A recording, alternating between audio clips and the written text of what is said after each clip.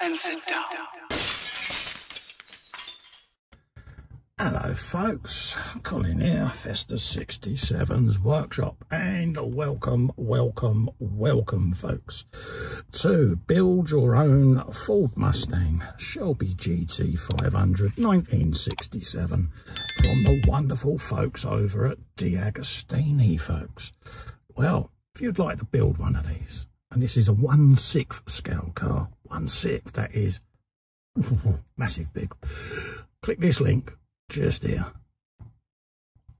head over to the DeAgostini site, look at the build, look at what you get, look at all the freebies you get. You know you want to, and you too can subscribe to one of these and build along with me.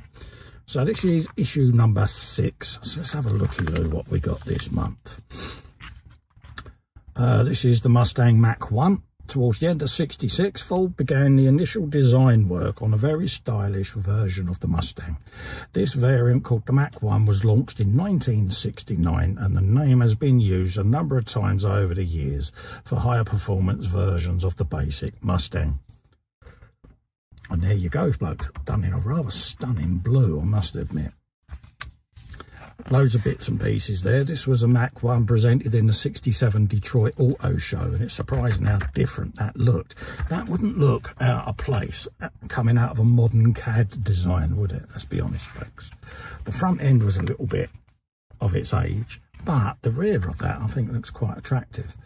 And then obviously you've got evolution of the design, the definitive model there, the Shelby story, the current Mach 1, which, God, look at that colour. Oh, isn't it, eh? Absolutely beauty. And it's the European top-of-the-range Mustang and the most powerful offering among non-Shelby versions in the US. We've also got here what we're going to be building today, which is the left front seat base, which we've got here in all its glory. So we're going to be opening that up shortly and putting that together.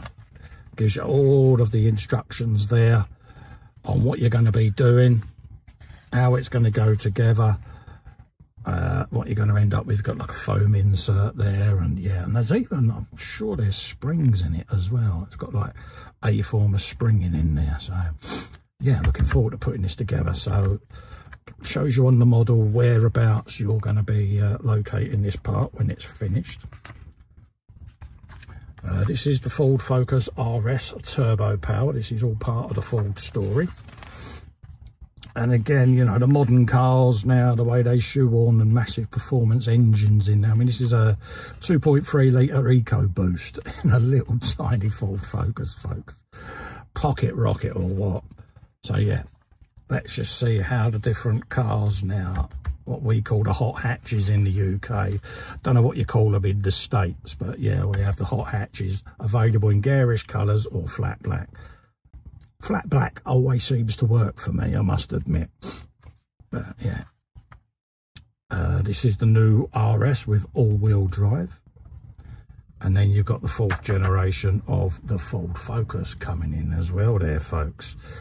So let's skedaddle back and have a looky-kins at what we're going to be assembling today, because I'm all excited because it's been a little while. The deliveries got held up due to the Christmas festivities, so we've all been sitting here waiting for our deliveries and all getting a bit anxious. So I'm just going to put that at the back there, and then we can start opening up these packets, and then when I come back we can start putting stuff together, folks.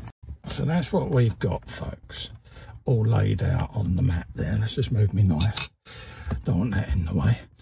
And it says here, get ready the left front seat base frame 6A and left front seat base 6B. So there's the frame and there's the base, and I've got a feeling it's going to ask you just pop them together. So we'll just turn the page, I don't want to jump the gun.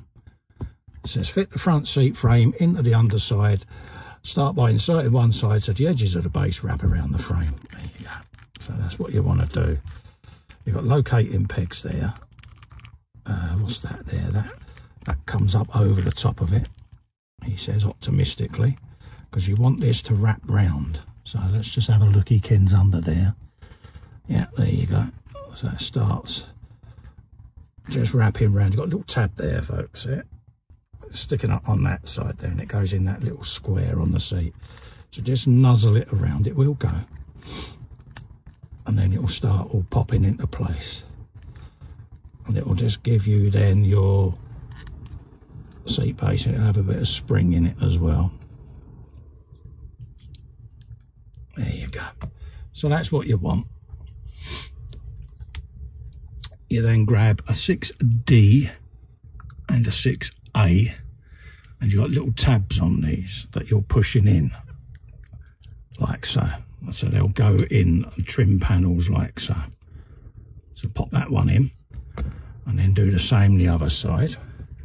And they go in these holes just here, folks. Not in the raised ones, they go in the recessed ones just there. They're like a dressing plate, like that. So that's that all suitably trimmed out. You then want to retrieve the back seat rest assembly. This is from the previous episode, if you remember. We saved this one because that's got the foam in it. See? Got your foam pad.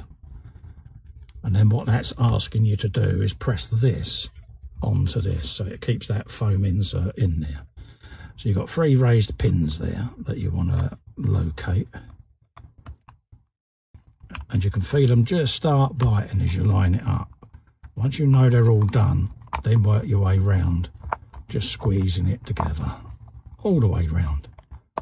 So you end up with a nice bit of squish on the seat, but your frame is fully engaged all the way round, see? So that's what you want. And that is your final result on how the 2 parts, the base and the backrest of the left front seat, look once this phase has been completed. So you will end up with that. That's what it's telling you today. So I am pretty impressed with that, to be quite honest with you, because you can already see how that's going to start going together. So we got the bottom section of the seat to do probably in the next issue, folks. But look at the size of that seat already, eh? Isn't it? It's a thing of beauty. So, folks, don't forget, if you would like to build one of these yourself and join me on the journey, 1/6 scale Shelby GT500, hit this link all the way along there. Head over to the DeAgostini website and get yourself your very own Shelby GT500. You will not be disappointed, folks. So until the next issue, stay safe, stay well. I'll see you on the next one, folks.